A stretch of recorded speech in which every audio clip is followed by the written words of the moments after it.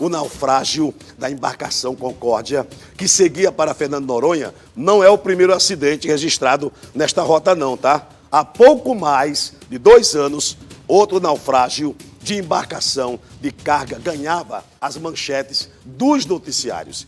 Em junho de 2022, o barco Thaís 4 afundava no oceano, deixando 4 mortos.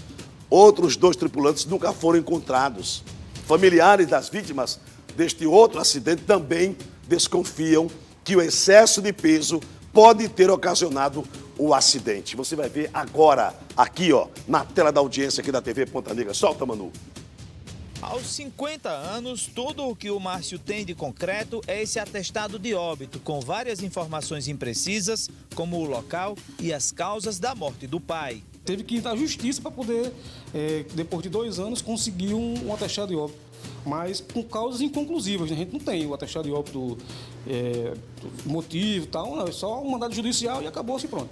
Ele é filho de Washington Luiz Ventura da Silva, chefe de máquinas da embarcação Thaís 4, que naufragou no dia 22 de junho de 2022, quando seguia rumo à ilha de Fernando de Noronha, com cerca de 100 toneladas de materiais a bordo. Na época, dos 8 tripulantes que estavam na embarcação, 4 foram resgatados com vida, outros 2 encontrados mortos. Já o pai de Márcio e um colega natural de Pernambuco nunca foram localizados. Ele afirma que as buscas da Marinha do Brasil e Capitania dos Portos foram encerradas menos de 1 mês depois do naufrágio, e o fato de não ter a oportunidade de sepultar o corpo do pai só aumenta a angústia e a saudade. O tempo tenta confortar, mas chega uma reportagem dessa de um naufrágio recente, provavelmente pelas mesmas causas, pelos mesmos problemas, pelas mesmas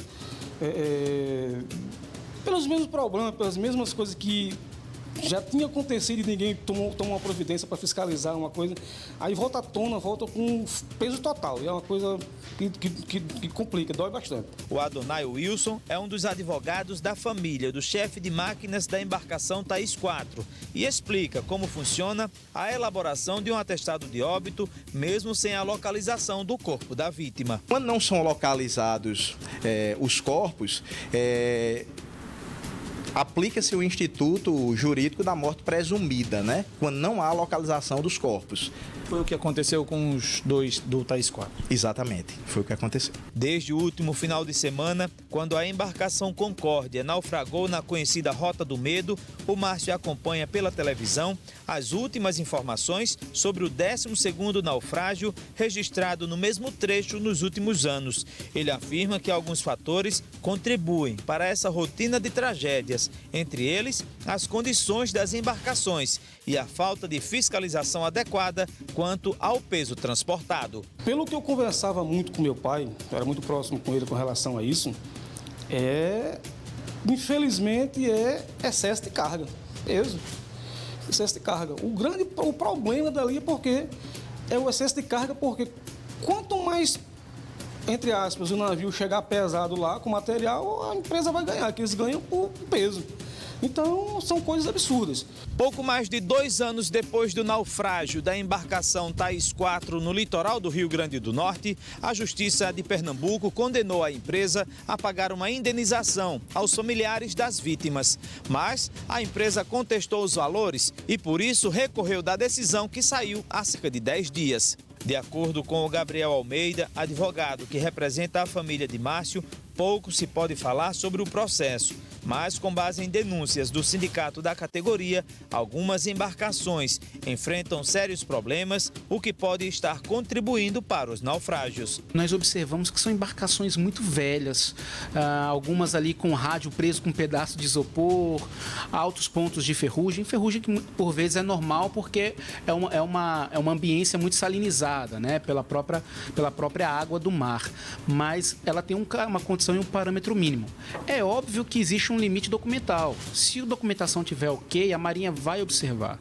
Mas o que nós observamos também é que não de hoje há uma luta do Sindicato Nacional dos Mestres de Cabotagem, dos órgãos de classe, em observar cursos e especializações para comandante para esse tipo de operação, porque infelizmente algumas empresas têm operado segundo a concha pelo próprio sindicato, pela manifestação do próprio sindicato, não sou eu que estou dizendo, mas esse documento publicamente aí está nos informando que estava havendo operações sem a capacitação técnica adequada. Ainda segundo o advogado, a fiscalização na maioria das embarcações que seguem para Fernando de Noronha é apenas documental, ou seja, o peso e a quantidade da carga não são conferidos. O que muitos profissionais da área nos relatam é no sentido de que há uma olhada documental e já libera carga. Muitas vezes precisa fazer um cheque desse manifesto de carga para saber se aquilo que está amarrado, no sentido, né, mais simples dizendo, aquilo que está dentro da peado, amarrado,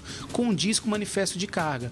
Porque em havendo indícios de sobrecarga, é óbvio que isso pode potencializar um acidente. Desde que o senhor Washington Luiz Ventura da Silva, então com 68 anos, desapareceu a caminho de Fernando de Noronha, o Márcio guarda com carinho as lembranças do melhor chefe de máquinas que já conheceu até aqui. Inclusive, essa que foi a última foto da tripulação antes de partir para a viagem que terminou em tragédia. Nesse vídeo, o Thaís 4 aparece carregado, horas antes de naufragar. Após perder o pai, o Márcio afirma que torce para que as providências sejam tomadas e que outras famílias não passem pela mesma dor. Pelo erro que foi cometido anteriormente, a gente almeja que melhore, que fiscalize, que é para evitar de outros acidentes e evitar de mais pais de família seja prejudicado com isso aí. É isso, complicado. É importante, né? A dor desse filho, né? Até agora ele não conseguiu sepultar o seu pai, meu amigo. Que coisa, né? Porque a Marinha parou de fazer as buscas, né? E ele reclama também o acidente que aconteceu, que não é a primeira vez. O navio também da época afundou por conta da sobrecarga, né? Carga demais do navio, não aguentou, acabou afundando e o pai dele acabou morrendo, desapareceu. E até hoje não encontraram o corpo, né? E está aí, portanto, essa angústia, a tristeza desse filho, meu amigo telespectador. Ronaldo Julierme, é você com essas informações, meu amigo. Boa tarde. Boa tarde mais uma vez, Mário César. Exatamente, né? Eram 2 potiguares envolvidos aí nesse acidente, nesse naufrágio que aconteceu no último domingo na rota Recife-Fernando de Noronha. O corpo do Antônio Rafael Bezerra, de 64 anos, que havia sido encontrado, foi velado e sepultado na manhã de hoje. O navio, né, como eu acabei de falar, estava seguindo de Recife para Fernando de Noronha. Esse trajeto aí dura em torno de 48 horas, era um navio de carga. Esse navio apresentou um problema, teve que voltar, mas não conseguiu chegar até o porto e acabou naufragando ali pela região da Grande Recife.